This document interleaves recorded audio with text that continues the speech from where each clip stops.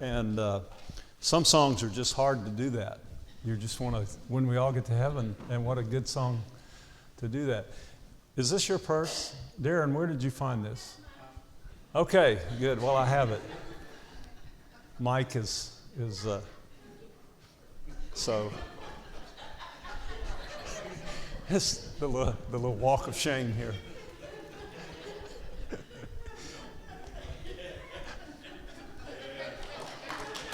All right. Well, you can thank Darren. He found it, and so. Okay. Oh, okay. Thank you, Tanya. All right, you have saved the day. That's funny because this morning, Nathan got here. He gets here on some Sundays, 6 o'clock or whatever, and he had parked out there, and Stan drove by his car, said, "What's that on the ground?" And it was his wallet. So this is the day for being around honest people that will, these are the best people in the world, right? So, good. Let's see.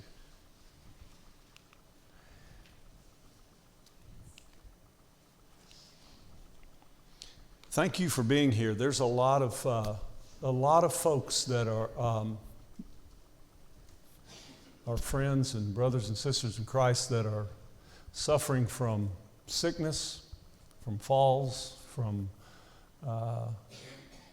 conditions that aren't here, in the hospital, about to get out of the hospital. A lot going on this week. This has been a kind of an unusual week, but so we'll mention those. But there's been several, and we're glad you're here. We're glad you're here. Let's see.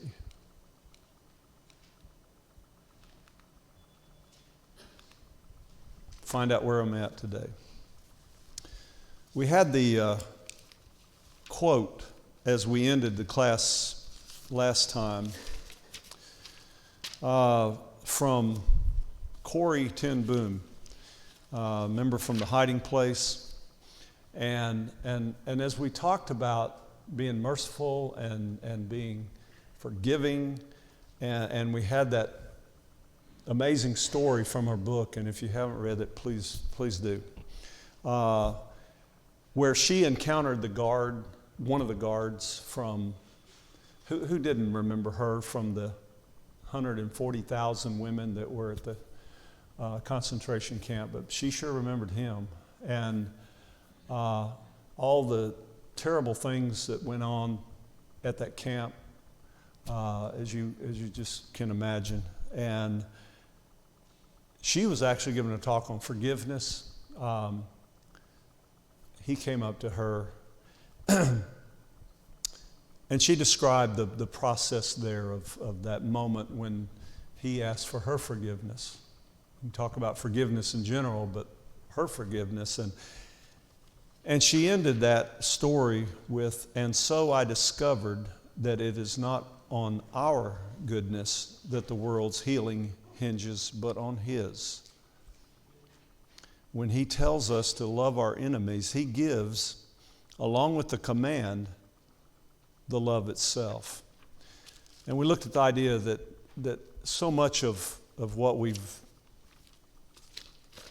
look at, so much of what we do when we in terms of relationships, in terms of forgiveness, we can't physically do it ourselves. There is no way that we ourselves as humans, the human part of us, can even imagine the forgiveness that would take place.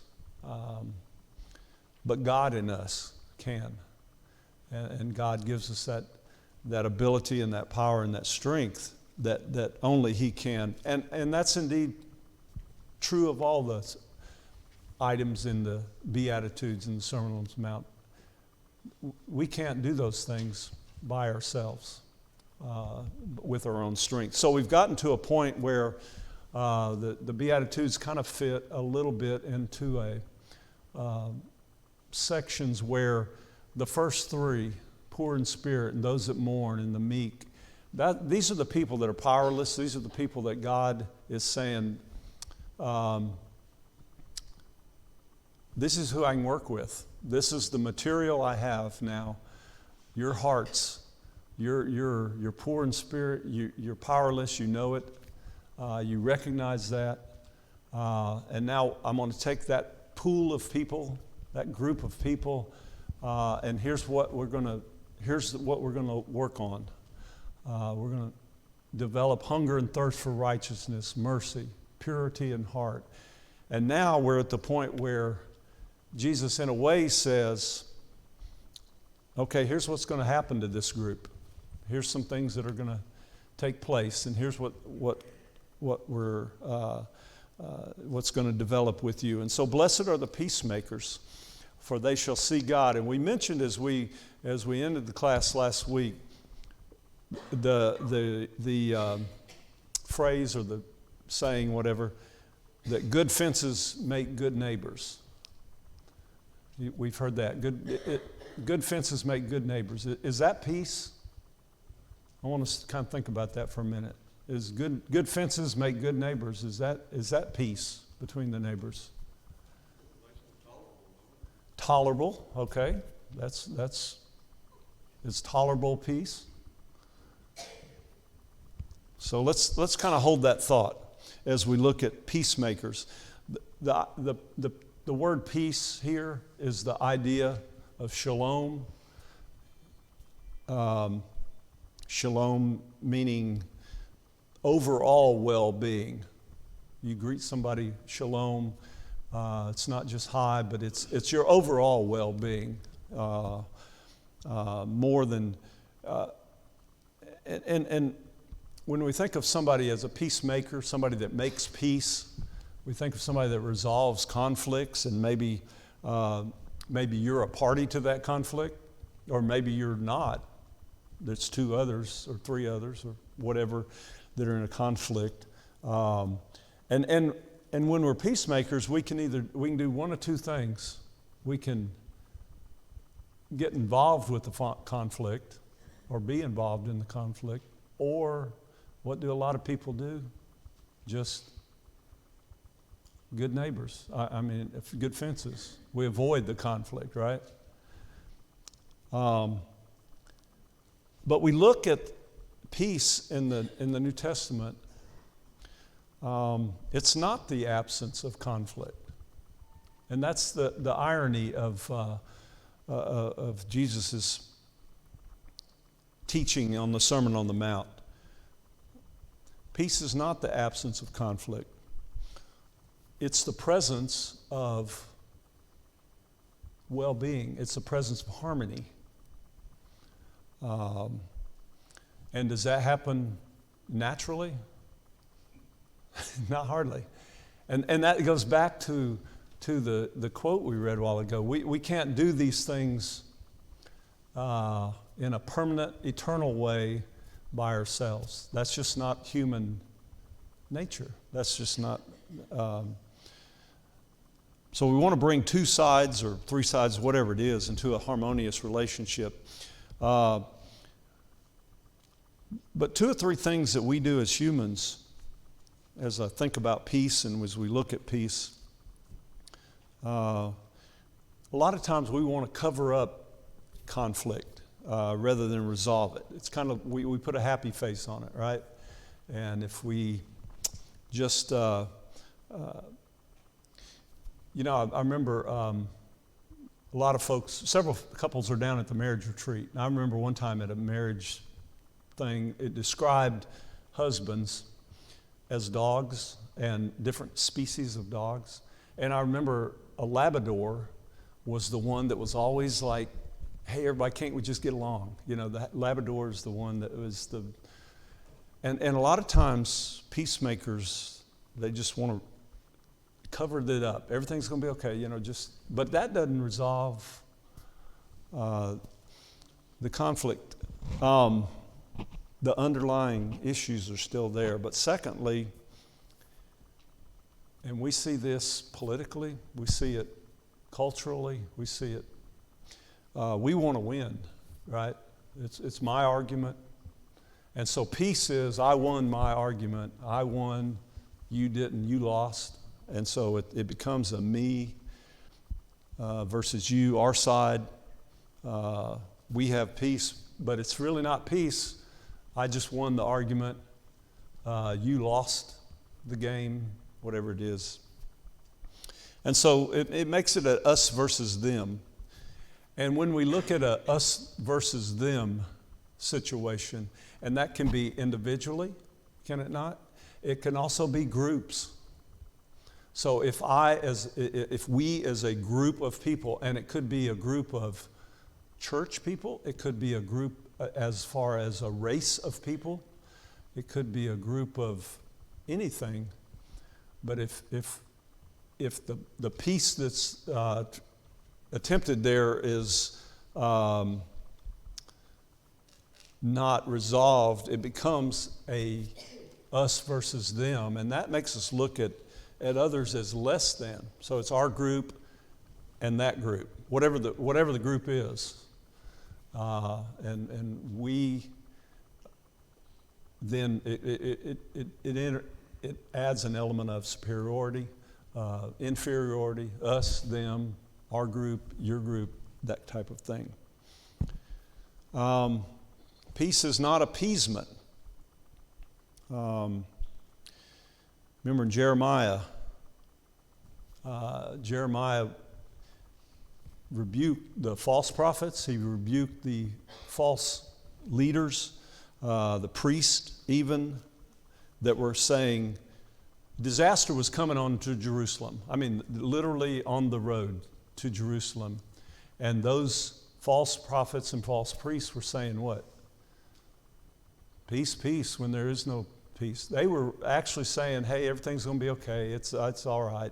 It's not really happening. So it's not appeasement in that sense.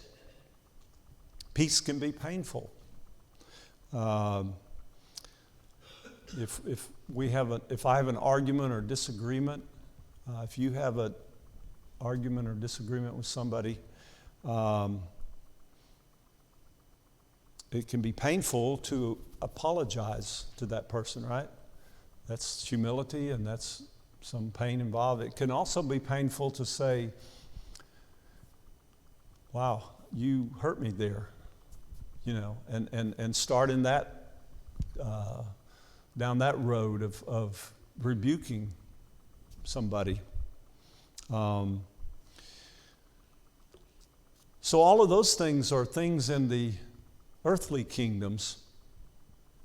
We cover up things, we appease, us versus them. But God's solution, blessed are the peacemakers, God's solution, Galatians 3, for in Christ Jesus, you who are all sons of God, you are all sons of God through faith. For as many of you who are baptized into Christ have put on Christ. There's neither Jews nor Greek. It's not an us or them. There's not slaves or free, no male or female. You are all one in Christ Jesus. Those people, remember we talked about righteousness, those people that have been clothed with righteousness. Peace in the kingdom, the heavenly kingdom, peace means reconciliation. And look at these two verses. Blessed are the peacemakers, they'll see God. But now in Christ you have been brought near by the blood of Christ, for He is our peace. See, peace is going to be built around a person. It's not about what you did, what I did, versus each other. It's not about offense. It's about a person who has made us. That person has made us that He might, and look at the word, reconcile us both to God in one body through the cross. It says Ephesians, parallel passage, for in Him the fullness of God was pleased to dwell, and through Him to reconcile to Himself all things, whether on heaven or earth, making peace, how? By the blood of Christ. So peace is something that is around a person. And it's so, again, I mentioned the marriage retreat down there. But again, and by the way, Carol and I, this is year number 43 this last week. So, but as we talked about things, and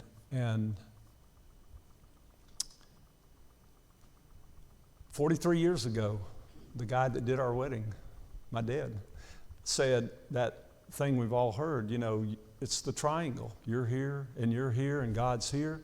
And the closer you get to God, what happens? The closer you get to each other, right?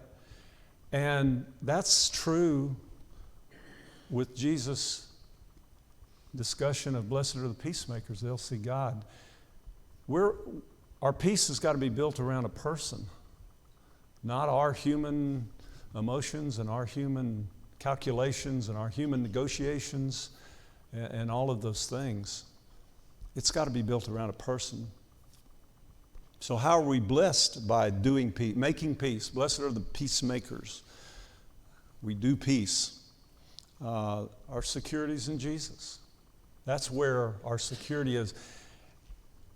Early on, we talked about Moses and his demeanor, meekness. Moses was the most meek man on earth. Why? Because he let God handle the situation with him and Miriam and Aaron. Moses had every right as a leader, as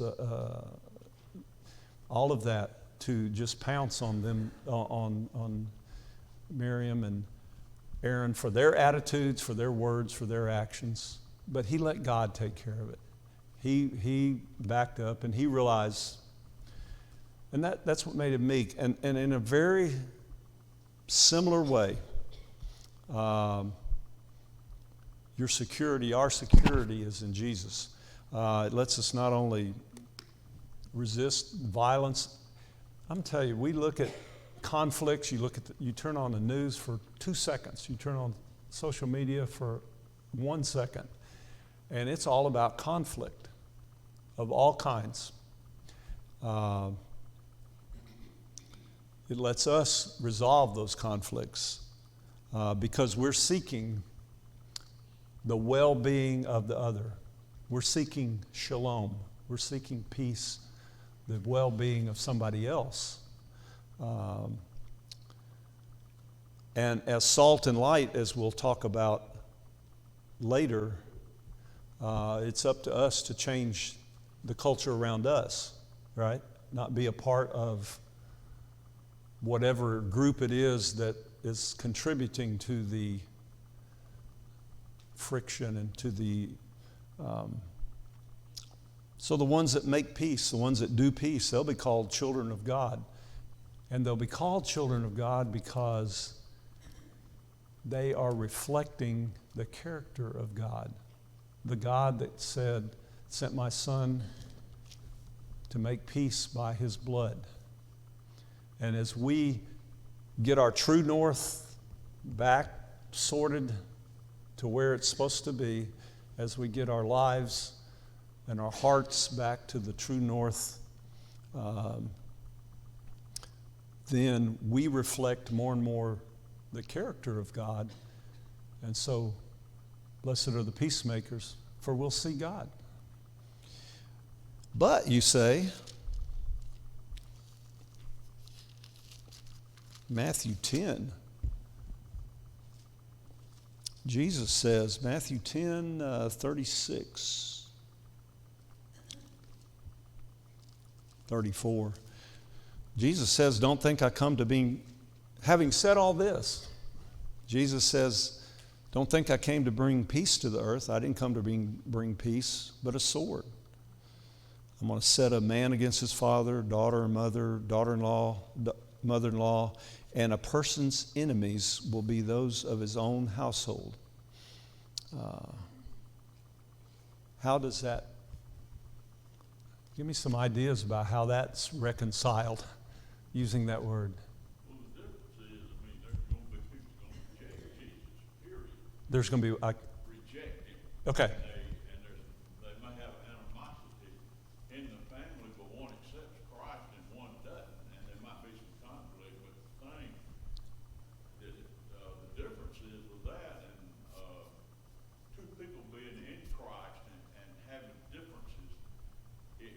like he told these two women in Philippians, Mm-hmm. you know, he said, be like-minded.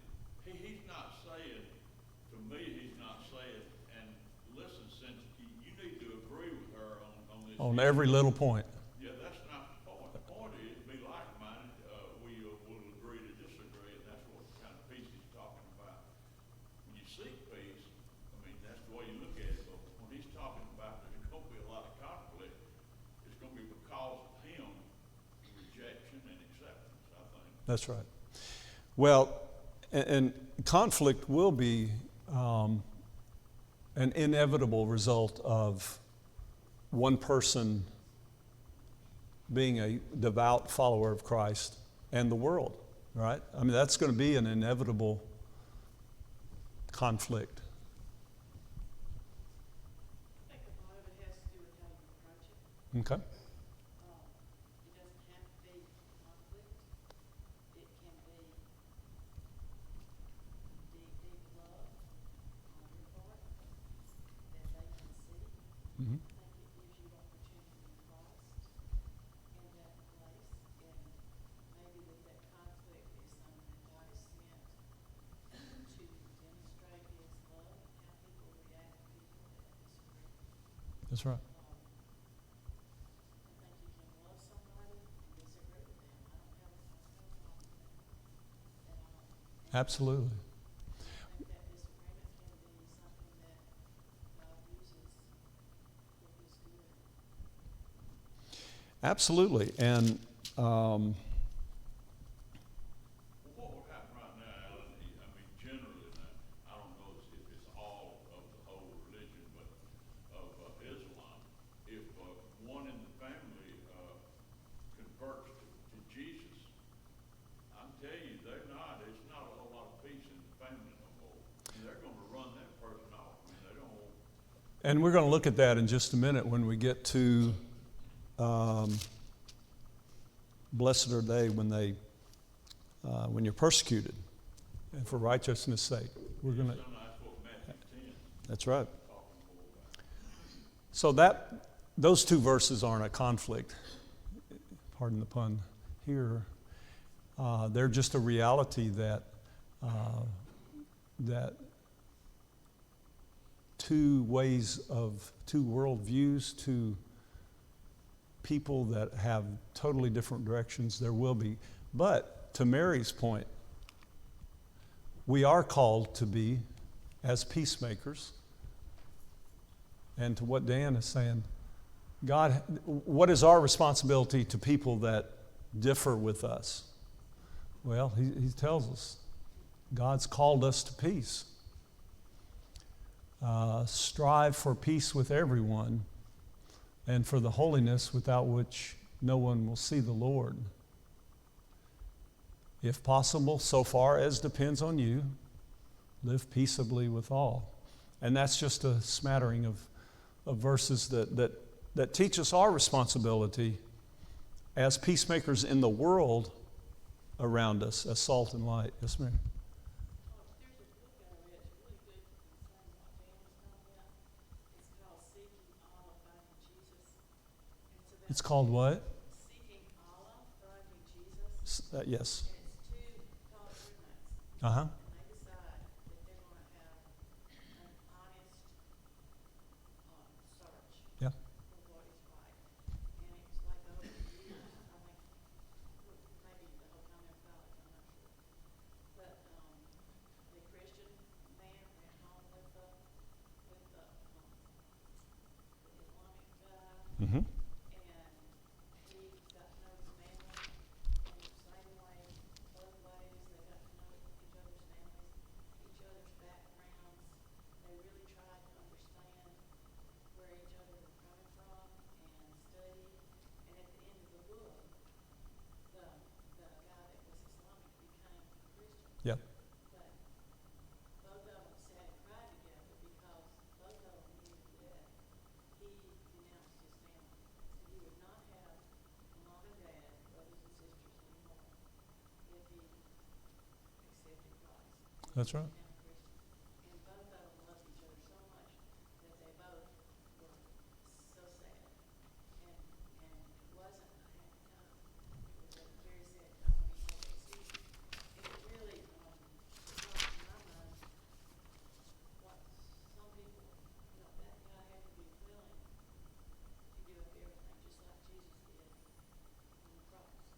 Yes, I have the book. It's a wonderful book.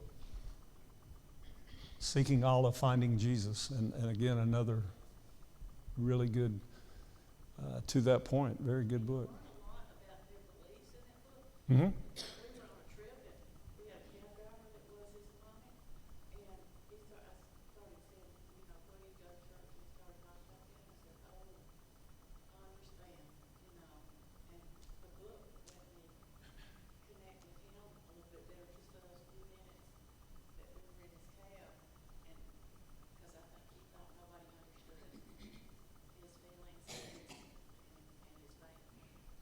Well, and it talks about discipleship. It just speaks to how it's not, it is one-on-one, developing friendships, service, and versus confrontation and you know, the world, the human, sometimes we bring the human kingdoms into the heavenly conversation of the way things are supposed to be done.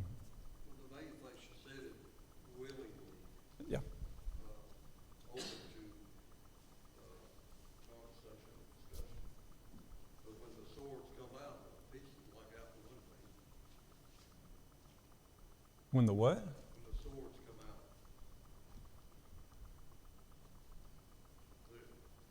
my understanding was their aim is to dominate the world with their Islam religion. And if you don't agree, well, it ain't no agreement. You're out. Yeah. You're infidel.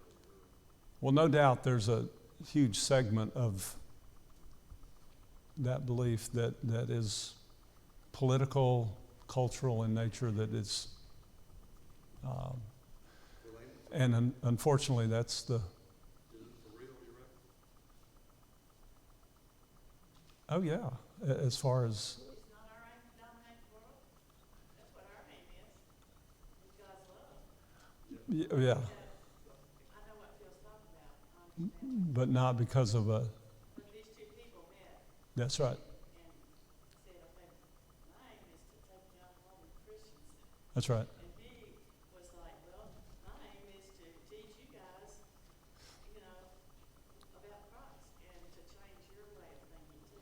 So instead of beating heads together, But it wasn't a fight in the street, and it wasn't with weapons. It was a long-term relationship and discussion by two honest people, and that's what the book works through, versus ideologies meeting on a battlefield somewhere. children will help you look at that a little differently. If you haven't worked with children for 30 years, you know, they don't do that. Yeah, They don't say, you know, unless they're like spoiled or something like that. That's right. I gotta have my way. But, you know, they're very accepting of different faiths and different ways of doing things and they're very, you know, if we're gonna be children of God and be kind and gentle and Mhm. loving and caring and our approach is going to hell, that's not gonna get us anywhere. And That's right. Jesus' approach with the zealots, Jesus' approach to them was not, you know, he loved them just like he loved the gentle Christian people who were following. that's right. Jim Elliot, who has not heard of Jim Elliot, or who has? So he is no fool who gives what he cannot gain, cannot keep to gain what he cannot lose. He is no fool. And he and 5 others were missionaries in Ecuador in 1952, early 50s. They went there. This is before, obviously, technology and communication, and for the purpose of evangelizing some indigenous people there who didn't even speak English, anything, and they were very reclusive in the jungle. But they chose them. and they wanted to go there, develop relationships with them, and learn their language and so on. They lived in the jungle, and Jim only got married because his wife Elizabeth, and maybe she's written several books, Elizabeth Elliot, and has podcasts and so on, was willing to live and share the mission with them. When he and his team, 5 strong, decided to reach out to the Huarani, and I don't know that pronunciation, the tribe, the group there, they had no illusions about who they were dealing with. They were commonly called the Akua, the savage. Earlier, a group of rubber traders had turned on them, and so they had been known to ambush and kill outsiders near their territory, who came near their territory. Despite the danger, Jim's team worked to carefully establish contact. They made weekly trips in a little airplane, dropping gifts, shouting welcoming phrases in their language, and generally trying to be a friendly presence. It seemed to go well, so on January 3rd, 1956, they set up a little base of operations, little more than a treehouse, on their side of the river. They even received a friendly visit from the 3 natives on January 6th. Nevertheless, their radio went silent on January 8th. The rescue party found all 5 men massacred by the very people they wanted to save. He had written this quote some years before, 2 or 3 years before, and it's a powerful story. And the story continues. Elizabeth actually goes back to this group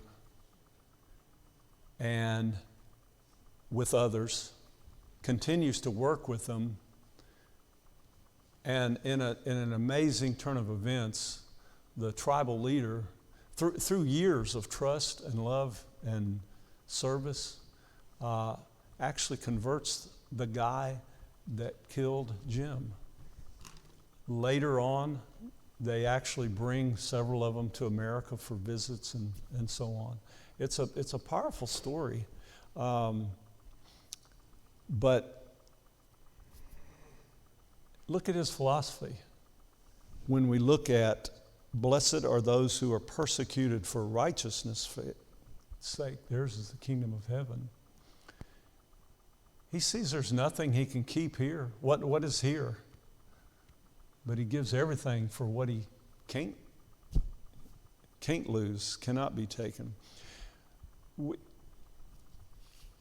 When Mom and Dad went to Thailand as missionaries, and I was a child then, so through child eyes is what I remember from age 4 to age 12. But I remember many times, you mentioned Islam. You know, Buddhism is portrayed stereotypically as the peaceable religion. And for a lot it is, but for a lot it's not. And I remember many times younger people, by younger teens, 20s, 30s, younger people in Thailand that were converted. Like a lot of Oriental, Eastern cultures, there's a reverence, not a reverence, a respect for older people. So sometimes when an older person was converted, this wouldn't happen, but a lot of times, oftentimes, when a younger person was converted, they were declared non-existent by their family. If they had stuff, it was gone. It was as though they never had a family. And I remember several times hearing about funerals that the family had because so-and-so was converted but to Christianity and now they're dead. They're gone. And so when we look at blessed are the persecuted, for theirs is for righteousness' sake, and blessed are you when others revile and persecute you and utter all kinds of evil. Rejoice and be glad, for your reward is great in heaven, for so they persecuted the prophets. You know, the Beatitudes are about living as citizens of the kingdom, and that makes us different than citizens of the worldly kingdom. And that's so hard for us as Americans in our culture, I think. We're so blessed. We have so many opportunities that of the 110 billion people estimated that have ever lived in the world, we have it the best. Isn't that crazy? And that's just an estimate of 110 billion that have ever lived since Adam lived and died. So it's hard for us in terms of our freedoms, in terms of our blessings. And so it's hard for us to kind of get our minds around being a citizen of another kingdom. But Jesus wants us to orient our hearts to true north, to say, yes, you are. And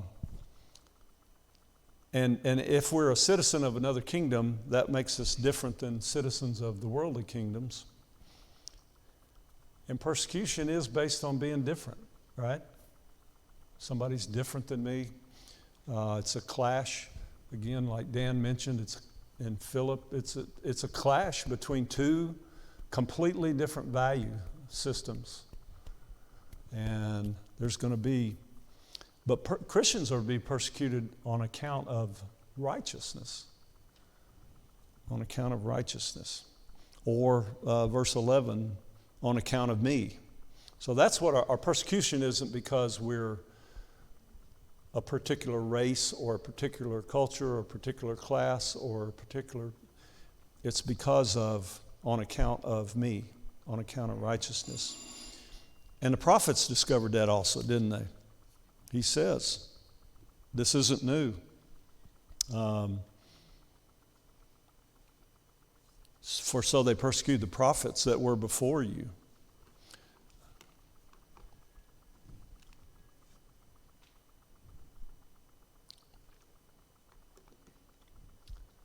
We are the aroma of Christ to God among those who are being saved and among those who are perishing.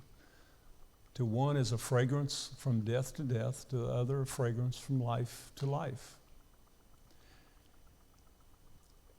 Paul tells Timothy that all who desire to live a godly life in Christ Jesus will be persecuted. Not might happen, probably will, could be, chances are. 1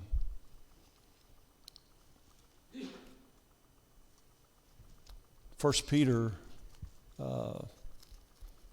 chapter 4.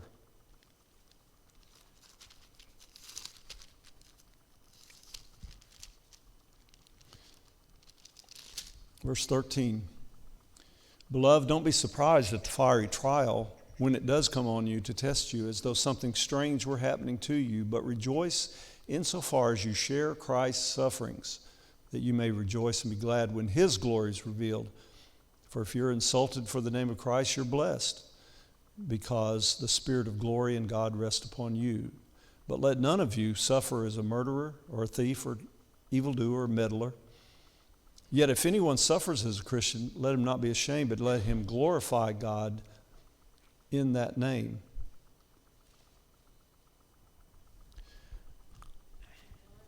And it begs, I'm sorry, go ahead. Sometimes don't you think there are people that throw that in your face, though? That what? Try to make you, don't you think there are people that throw that in your face, though, and try to make you feel guilty because they are suffering? You know, There may be. they, for their faith, and it's instead of, it's the attitude. Well, there may be, but I think the reality is, though, there are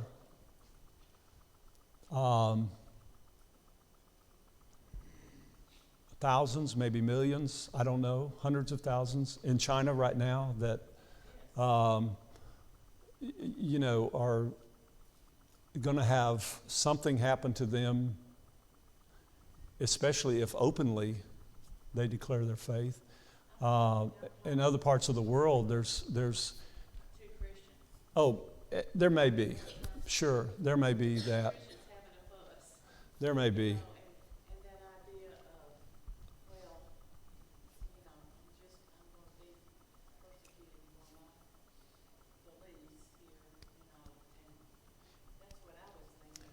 But that's not even in the universe of the real, of the real problem of what's out there in the world with people now that are suffering for